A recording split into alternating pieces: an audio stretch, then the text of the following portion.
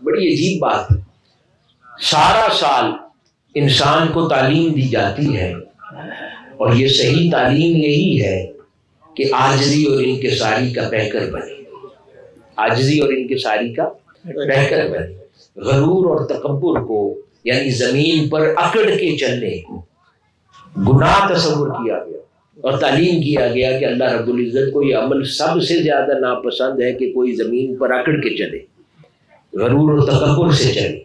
لیکن جب حج میں طواف کعبہ ہے، اس میں حکم ہے کہ پہلے 3 چکروں میں اپنے آپ کو اکڑ کے سینہ اٹھا کر اکڑ کے پہلے 3 چکر طواف کے لگانے۔ اب کوئی اس پہ لاجک مانگے کہ سارا سال تو اس کے اگینسٹ حکم دیا جاتا ہے، تو اب کیوں؟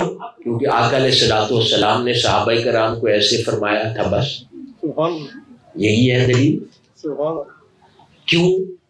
اس کی کئی ریزنز مفکرین، مفسرین نے، مورخین نے بیان کی ہیں، لیکن مختلف ہو سکتی ہے رائے اس پر، لیکن پوائنٹ یہ ہے کہ بس اس جگہ پر حکم ہے کہ اس طواف کے پہلے 3 چکر بالکل سینہ چوڑا کر کے اس انداز کے ساتھ چلے،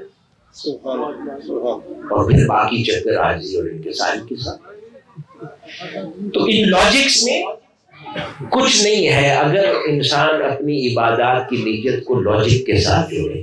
ہاں، کوئی بھی چیز الٹیمیٹلی اللاجیکل نہیں لگے گی اسلام کی، لیکن ایٹ فرسٹ پلیس ان اعمال کو، گڈ ڈیڈز کو پرفارم کرنا because they are the commandments of Allah Almighty، یہ عبادت ہے۔